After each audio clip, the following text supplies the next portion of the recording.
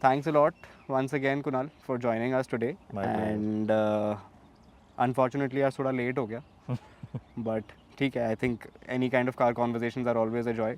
Yeah. So, I mean, first question, which I'm sure everybody, including the boys in front of us, would want to know, that what's the story behind this car and what made you decide to make that expenditure of, I don't know how many lakhs to do a full carbon fiber conversion to it? So actually, I've always been very intrigued Ah. by the brand and especially this platform. Hmm. So I briefly worked at BMW. Oh, in that I didn't know. yeah, from 2010 to 2012. Okay. And so many people don't know. So actually, they took me to the racetrack the first time. Uh-huh. And that is when I saw the BMW M3 for the first time and I drove it on the racetrack. Oh, okay. Did a You were in few the marketing laps. with the marketing guys, is it? I was in corporate sales. So Possibly, okay. that is when I fell in love with the platform and I actually understood what BMW is all about. Okay. And if you have not, since then I realized that if you've not driven on the track, you don't know what these machines can really do. So from there, the excitement and all this building the cars and all that started. Huh. And the love for the M3 specifically started. Hmm. So I went ahead, I bought the M3 after running my company for a few years. And I won't be wrong by saying that, I do what I do because I love these cars and I I'm want sure. to, yeah. So that's Because why. that's the only way we can get it. Yeah. So in many reasons, my passion drives my work in many ways. So Nice. when I started driving the M3 and started driving the M3 on the racetrack, I learned a lot what these machines can do. I also understood that there is something called as too much power when you drive these cars, because they stop downing the power, and you see so much traction loss and this and that. So the next thing which automatically comes to your mind is that if you can't increase the power, let's try to reduce the weight and Fair enough. and get to your ideal spot. So actually, before I sold my M3 and got into the M2, I saw a lot of builds online, and a lot of successful builds who have done great times on different tracks. Okay. So kind of I took inspiration from their build sheet. Oh, And okay. also, like, some of very good drivers in India, they have tried to downweight the car this way, reduce, invested in good carbon fiber parts and this and that. So kind of like I built like a full build sheet. Okay. And what exactly is my approach and what do I want to do with the car. Okay. And that led to kind of investing in all carbon fiber parts, in putting a good tune, putting Okay. kind of like getting the right balance of power, weight and traction. So what kind of, okay, before that actually, apart from the exterior panels that you've changed to carbon fiber, are there any interior components, internal components also that you have changed to So carbon fiber? I have a full exhaust, so it's a full titanium. carbon. Yeah, not Achha, carbon. titanium. It's a full titanium Acropovic exhaust. Okay. And Okay. I have a intake. Okay. So, and I have a tune on the car. Understood. So not a very aggressive tune. It's a 510-15 bhp tune. Okay. As So- against what was the stock number for you? Stock was 430. Okay. Yeah, and so I just upgraded it to 515. The tune can take it up to 550 or 560 also. Okay, but then I feel that I'm not able to down that much power. Okay. So the car keeps losing traction. I also observed when I opened the bonnet, we were taking some shots under the bonnet of the engine. It says CSF. What exactly is So CSF? there is a charge cooler. I've recently put that Oh. part inside the car. So there is a DCT cooler and a charge cooler. Okay. So it just helps to regulate better temperature of the engine and keeps Okay. the power going for a longer period when you're pushing it on the track. So as the car, as the temperature keeps going up, so you Okay. feel that once you're in a very heavy heat situation, the car starts to drop the power. So Okay. it is to give that consistent power throughout your track session. Okay, fair enough. And what kind of weight reduction were you able to achieve after switching to carbon fiber? So I have actually not done a before and after exact weight, Okay. but I weighed the parts. Okay. So in total, by doing everything, which is the carbon roof, bonnet, fenders, both the bumpers, boot, only the doors and the rear panel is left. I'm seeing whether I'm going to be getting those parts properly done or not. Okay. I did not invest in the doors because I had to lose my windows and put acrylic sheets Yes. instead. So those are left. So I think it's about, you can You're say, still planning to do that? I have not got the right parts. So Okay. I've not seen a very nice build because I also use it on the street. It's not a track only. हाँ, I was about to come to that because then बिल्कुल भी street worthy नहीं रहेगी. नहीं रहेगी. So I think it should be close to 100 kgs, putting everything together. Oh, okay. Should be more or less there. Okay. With all the parts. Okay. And why the switch from the blue BMW M3 to M2? Because I presume what you just mentioned, that M3 was something that really appealed to you. Yeah. So actually, the M3 which I drove back then in 2012 was the E92. And kind of you can say that, that was the right size, the right platform. Yeah. And the M3 which came to India, or rather the F80 which they launched globally, was actually a 4-door. Okay. So even though it was a more practical car, but it was not the right size somewhere, I felt. And with respect to driving on track, you mean to say? with respect to driving on track and just generally, it was a very fast sedan.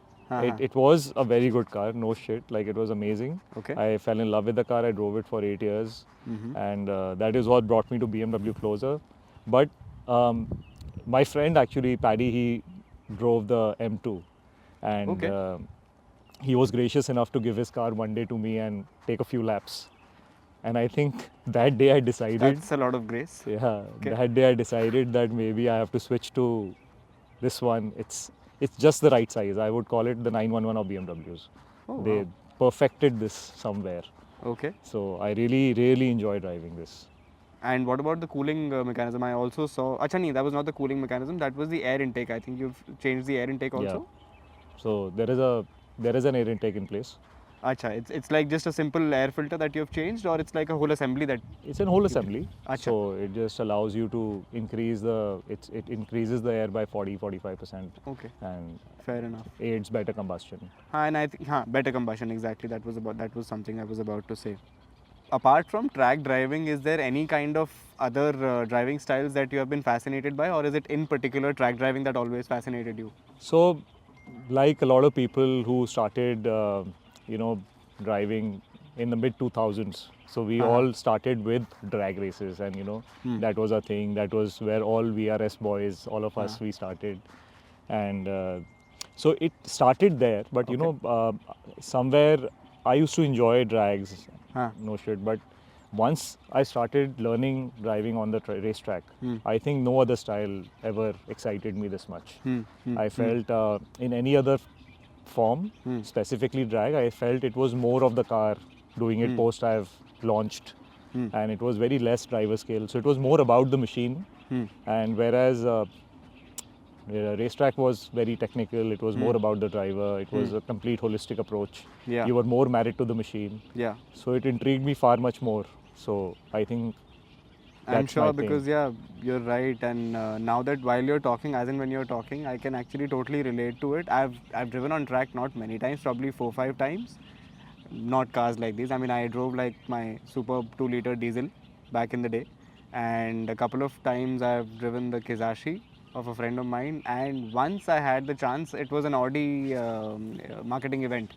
Okay. So I had the opportunity to drive the Audi R8 V10 and the S4, not Eklavya S4, the normal S4. Okay. And that day actually I realized that, I mean, definitely, as you say, that track driving requires huge amounts of skill. I mean, at every corner, even at the straights, and the way you're taking corners, the way you're overtaking, everything has a skill attached to it. Definitely. So, and on that note, tell me one thing: is there any driver that you really look up to in this country or even globally, who really sort of inspired you? Ki, haan yaar, this is the guy who can really drive on track. I mean, you don't see too many, or rather, you don't get the opportunity living in North to be meeting a lot of great track drivers. Right. You have your own bubble of friends who go to the racetrack, and then you, of course, get inspired by each other. But I feel that, like any other fanboy, you start with looking at Formula One.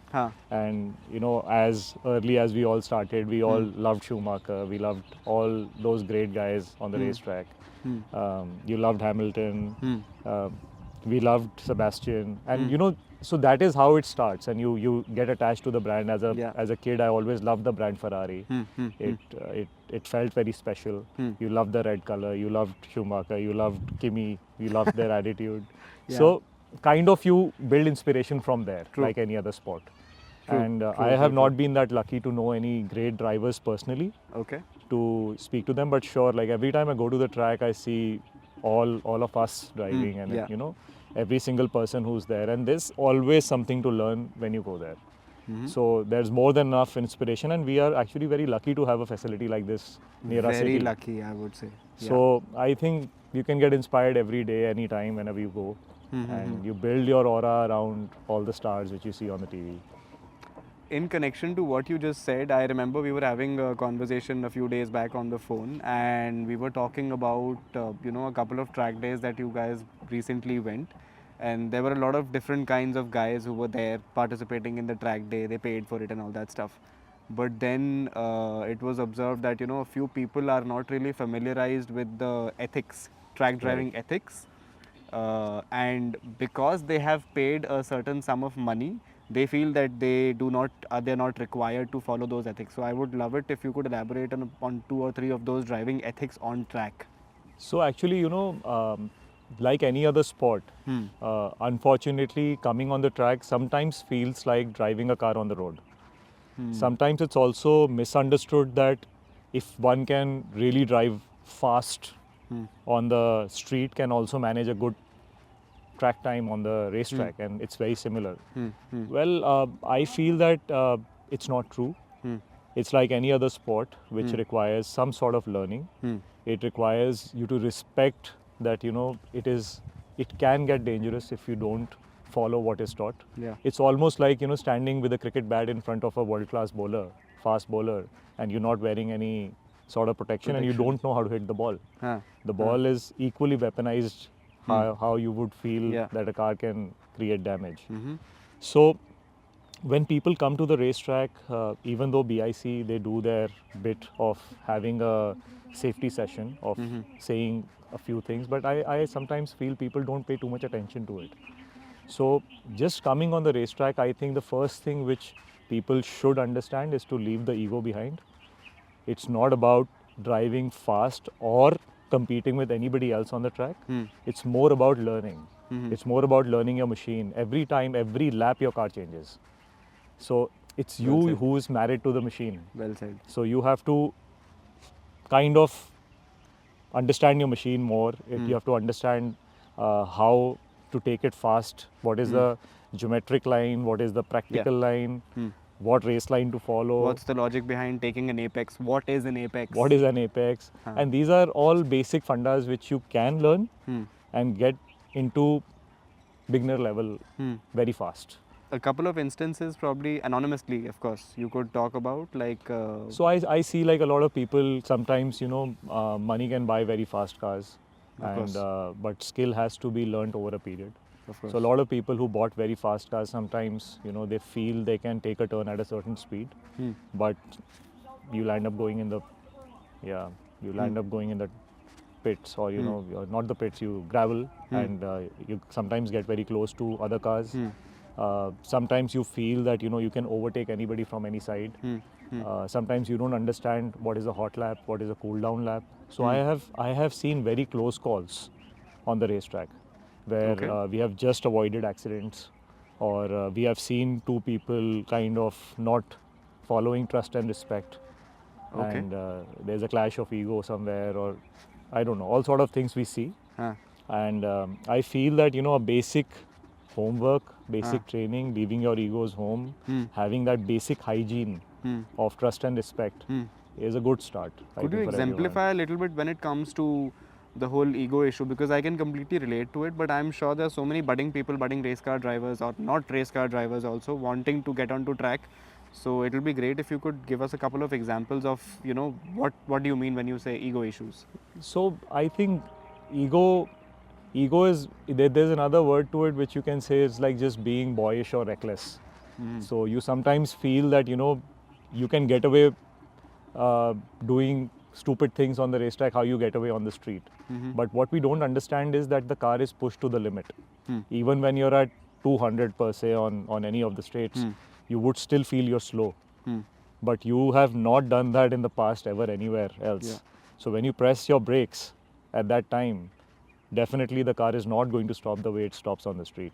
Sure. So when you think you can really do it without being trained, when you feel that you own a machine which is faster than somebody else's and you discount the skill, I think that's where you make everything unsafe. So we have seen those accidents. If you talk to any of those boys on the racetrack, I think people who follow trust and respect, we have not even scratched our cars. Forget about crashing them. So because you just follow certain principles which is built around safety first, and you respect everybody. I remember in particular, I mean, you were mentioning something about this particular gentleman who, I think, I don't know, anyhow, anonymously again, but he had this issue that, if there's a car coming faster than me behind me, Sure. why should I give him side because I have paid for driving on track? We have had those incidents. There was a specific gentleman who came up to me and said that, look, in the safety briefing it is mentioned that if you have so we follow this safety briefing in which we say specifically that if you have a fast car coming behind you, follow trust and respect and give way. Now somebody misunderstood it and felt that we are kind of saying the slower cars are supposed to give way. Well, when you're on a race line and when you're being chased by a fast car, sometimes you would lose control. Sure. Even the fast car can lose control. Yeah. They may intend to brake and they will come crashing in your ass. So it's all for safety. It's not because you have a slower car and another one has a fast car. Yeah. Sometimes you are on a cool down lap, but you tend to come on the race line. You don't realize it. So it's always great to be mindful of your surroundings and respect if somebody is flashing at you. It's not to beat you. Yeah. It can be a case where he's pressing the brake and it is not slowing down the way it should. Yeah. So it's all built around safety. Naturally, I mean, because see, as you said And we are earlier, not racing. More importantly, we are not racing. Exactly. That's it's a time that's trial. what I was about to say. It's a time trial. It's you a will race always against get yourself. another lap. Yeah. So it's all built around safety, and we are all amateur drivers. Yeah. In a way, we are not Formula 1 professional drivers. We don't, I mean, and our drive cars are street cars. to make money. We don't drive to make money. And also we drive street cars. So we a make lot money to drive actually. Sure. And we are also driving street cars Yeah. which have been upgraded to be suitable on the racetrack. Yeah. But these are not race cars. Sure. So a lot can go wrong. On just what you said, it reminded me that I mean, a lot of these people, even who are driving on track, or there are a lot of these events happening on track and off the track also, wherein there is a lot of this discussion going on about the FMSCI rules and regulations for even taking your car on a track like that. And a lot of the people have said that FMSCI rules and regulations have been made a lot many years back, and because of which the kind of regulations that they expect us to have, it will cost a hell lot of money to make even cars like these up to spec as per the FMSCI standards. Sure. Would you like to say something about that? I mean, see, all these rules and regulations are built around racing, right? So when we say racing, that means that all the cars which are supposed to go there has to be race cars. Sure. So none of the rules are built around street cars going on racetracks. Sure. So what happens, that's why we say that when we are going on the racetrack, we are not racing. Having those limitations in your mind on your cars, I can just simply slow down. I can slow down and be in my permissible limits. And I don't need to push every car the way it is supposed to be raced in many ways. So that's why when we are doing a time trial, it's a benchmark for your machine, you as a driver, on that specific day. Yeah. So there is absolutely no competition. So when we say all these bodies and their rules, regulations and all of that, when you read them properly, you understand what all it takes to race and how fit you have to be as a driver, needless the car, to withstand such high G-force and be in that mindset of constantly, that alertness and you have to be prepared for anything going wrong. Hmm. So that's why, you know, we are not trained race car drivers. Like for example, roll cages. I mean, I have seen for a fact that, let's talk about any professional race happening, let's say a limo happening or something like that happening. It's a must, it's a compulsion to have A roll a cage. roll cage inside your car. But on track days, I've seen you take on BIC track days, or even for that matter, you look at videos on track days happening in Germany. Yeah. What's that called? I'm forgetting the name of the track. Yeah, the world Nürburgring. famous Nürburgring. Nürburgring. Correct, Nürburgring. So even there, people are driving without roll cages. So I There mean, is no problem because you're Okay. not racing. okay. See, it is a must safety when you are on a racetrack, and you know you should have it. There is no discount on that. But then if you understand the fact, so you maintain equal distance. Why do we say give way to a fast car? Is because in no circumstance you're supposed to come close to a car on a turn. In no circumstance you are supposed to be racing or overtaking on a hot lap. Two cars never come close on a hot lap. Yeah. Why do we do all those things? So to avoid accident. Why Yeah. do you need a roll cage? So that when you're in an accident you don't die. Correct. So, I mean, just to add to what you're saying, now that you're talking about it, so in case, comparing time trial race against yourself with an actual race, jahan pe ki people are actually doing things like tailgating and drafting, there are high chances of a collision. Yeah. In case of a race, you have to tailgate. It's sensible to do a tailgate because you need to overtake. But Yeah. in this, You you don't don't need need to overtake that guy. Right. And the cars are not up to that safety standard to be racing. Absolutely. So enough. we have to, that's why trust and respect has to come. So again, in connection to that, I know for a fact that there is this huge myth going on around, and the whole myth about people thinking that if you want to drive on a track day at BIC or wherever, you need to have a fast car like a Beamer or an Audi or a Merc or whatever, or even a VRS. And if you have a car like a standard diesel Octavia, or let's say even for that matter a Baleno RS or a Suzuki Swift or a Volkswagen Polo, it doesn't make sense to drive on track. Would you like to say something about that, to be able to to make those budding guys who have that level of cars who want to come to the track? So when you talk about the racetrack and when you specifically speak about the time trial, Yeah. a best way to understand it is that what exactly is going on when you're on the racetrack and what is expected out of you and the car. So you're supposed to follow a race line, Of which course. is not always the shortest distance to cover those many kilometers on the track, but somewhere it is the line on which you and your car are the fastest, in a way. That does not require you to be on any speed. It is just the distance. Sure. So when you're on the racetrack, you're first learning the race line. I can do it by walking. Right. So when you are learning your own race line, you can be as slow as you want to. So any car is okay if you're just there. Then the next thing comes is, now I want to optimize the speed on the line. Sure. That is where you start learning and you start building. Okay. So you need a car which can do it fast Yeah.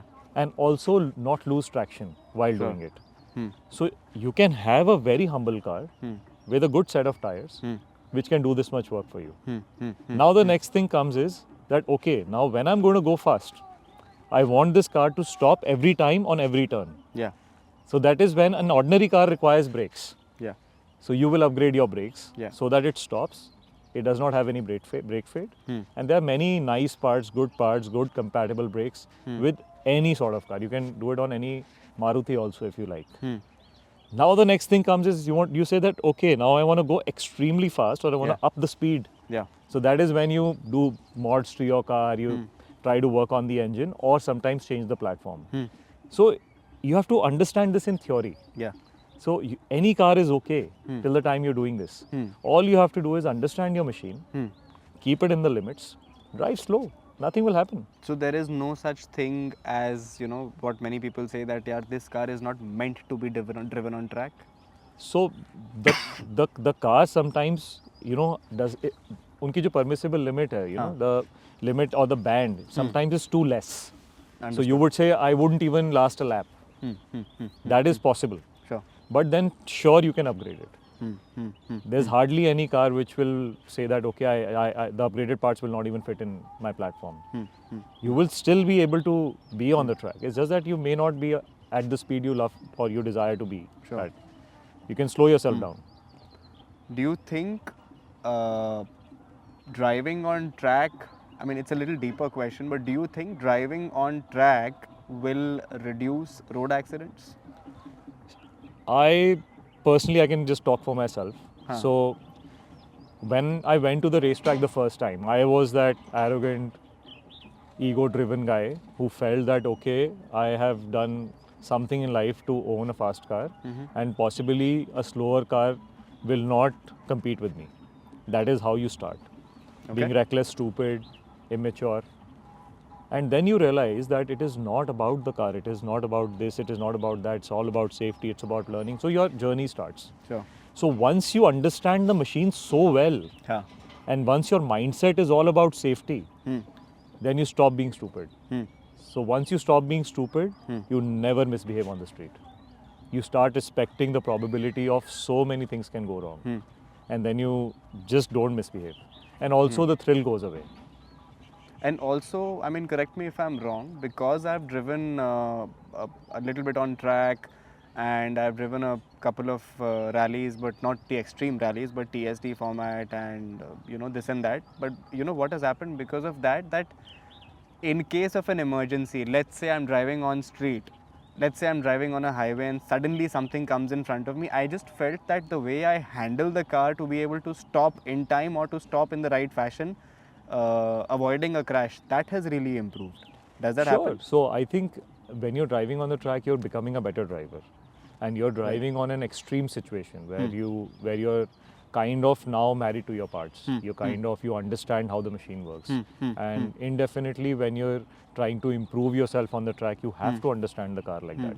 It translates on the street as well.